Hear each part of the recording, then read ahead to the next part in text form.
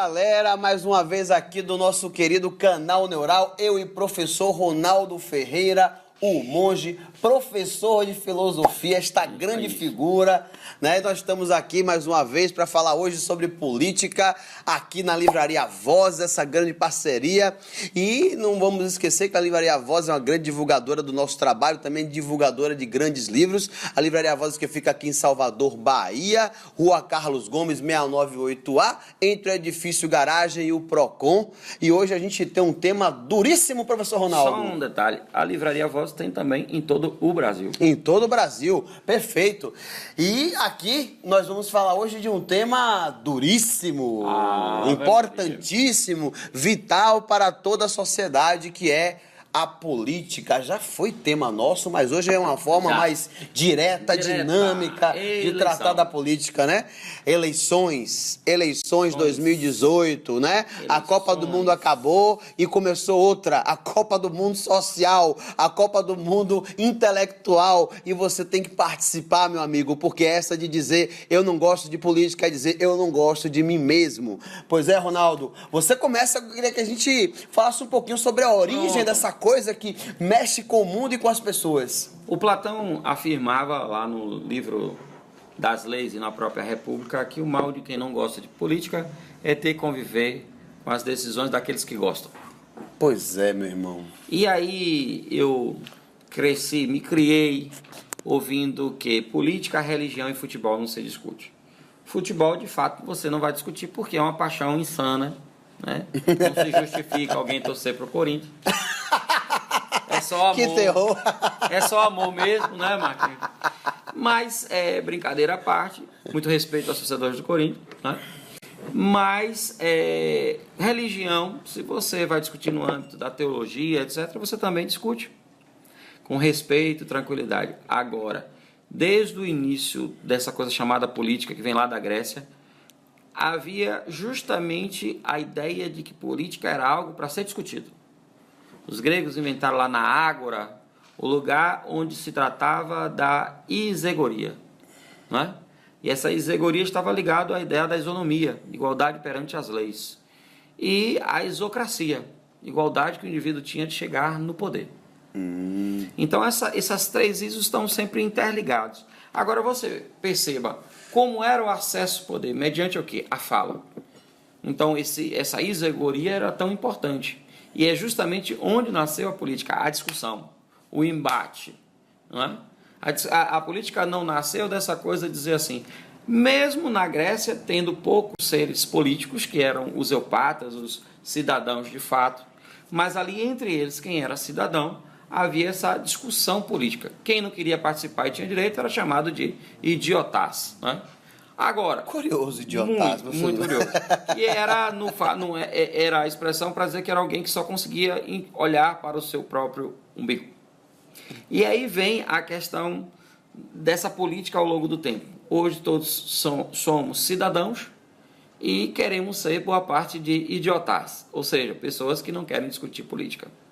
Porque a máxima da política é que ela foi feita para a discussão, porque ela estabelece dois âmbitos da racionalidade. A racionalidade do que seria poder e a racionalidade do que seria o ser social.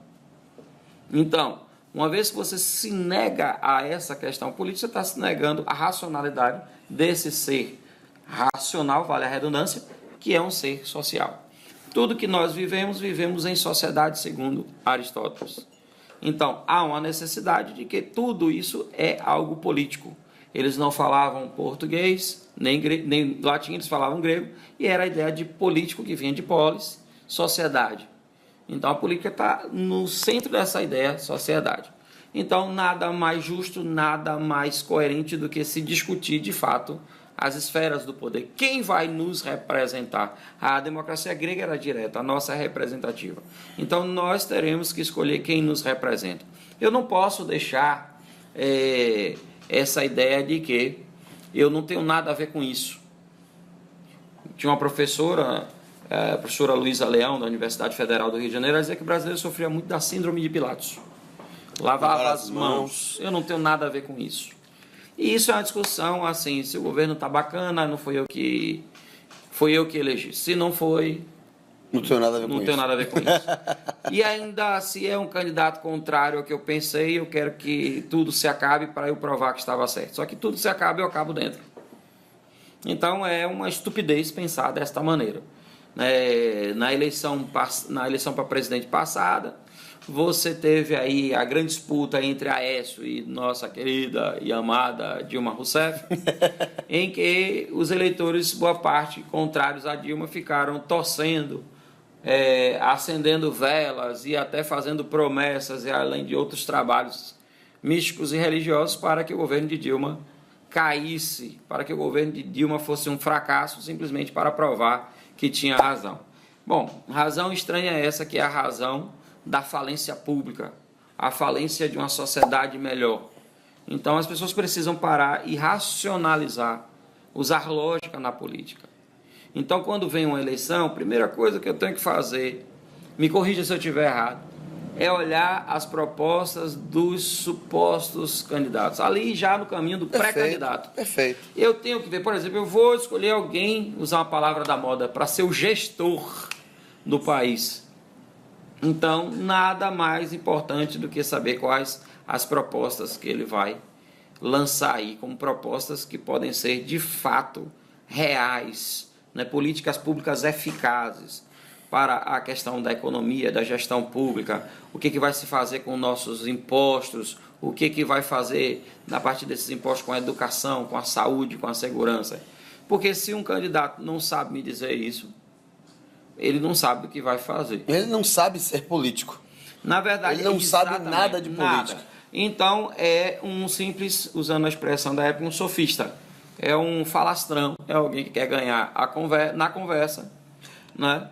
As mentes apaixonadas, que é um outro problema. Política é o espaço da razão e não da paixão. Eu não posso votar naquele candidato. A gente pode até ser apaixonado por fazer política, mas não setorizar isso num determinado candidato, né? Porque isso é muito complicado. Eu vejo de uma forma assim muito... Eu vejo dois pontos agressivos com essa questão da gente não saber lidar com a política. A primeira questão, para mim, Ronaldo, é que as pessoas se vinculam muito as suas escolhas a uma pessoa. Eu acho que a gente tem que vincular projetos. Já falamos disso aqui uma certa vez, da pessoa pesquisar, entrar na internet, buscar, ler mais sobre política, se apaixonar pela situação, no sentido de buscar a temática de forma mais pegada, mais firme. E outra coisa que eu acho que a gente precisa conhecer mais nossos direitos. A gente conhece pouco nossos direitos. O cara não vê o direito de votar como um direito. Ele vê apenas como uma obrigação onde ele pode abrir mão. E é um direito de você continuar vivendo democracia. Mas eu não quero aqui só restringir a questão política ao voto. Sim. Porque a gente precisa entender também que tem uma outra coisa. Eu, por exemplo, isso aqui é uma postura pessoal, mas eu acho que posso conversar com vocês e dizer isso a vocês. Eu não voto em quem governa para uma parte da sociedade. Eu não acho justo. Se todo mundo paga imposto, e não importa ordem religiosa, questões morais, eu não estou falando disso aqui. Se o cara paga imposto, ele tem que ter o mesmo direito que o meu. Então eu não voto, eu tenho isso por opção, eu não voto em quem governa para uma parte da sociedade. Ah, Marcos, mas se fulano lhe beneficiar... Olha, a melhor maneira de você ver uma sociedade sadia é você ver o cara do seu lado bem. Porque você só bem num mar de miséria, desgraça, violência e incompatibilidades não funciona, né? Então a gente precisa aprender isso. Teve uma certa feita, só buscando um pouco dessa questão do resgate do direito, que eu gosto muito de uma azeitona, né, que eu gosto de usar em casa, fazer uma saladinha e tal.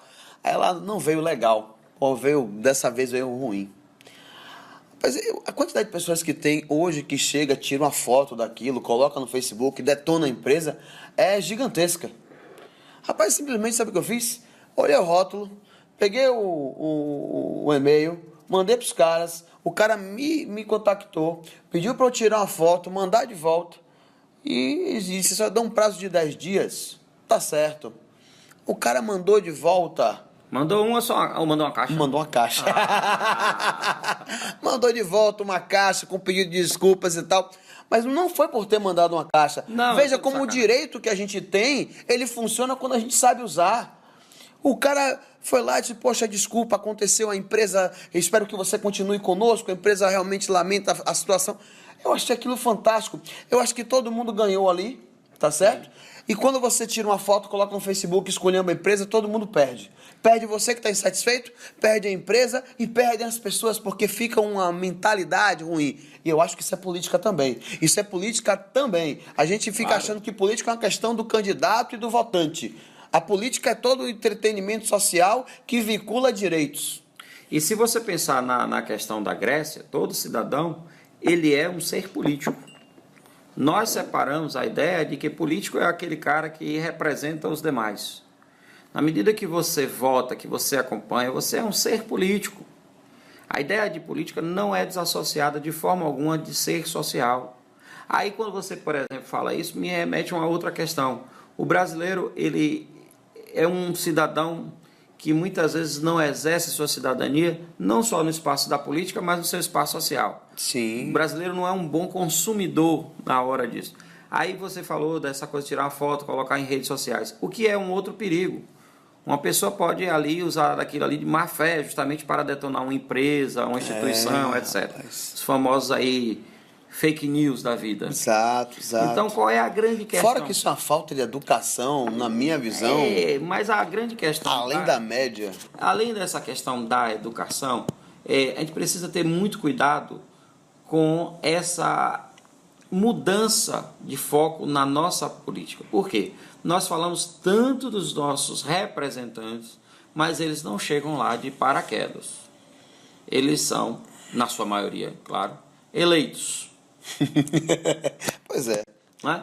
Eles são eleitos. Essa população de reclamantes é que os coloca lá. Exato. E a gente vê nomes antigos na política, nomes esses que estavam sempre envolvidos com um cenário de corrupção e que sempre voltam. Por que sempre voltam?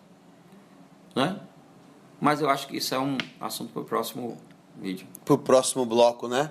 Gente, mais uma vez, estamos aqui na Livraria Vozes e a gente retorna no próximo bloco. Um grande abraço, um beijão. Fala, Ronaldo! Vem Deus!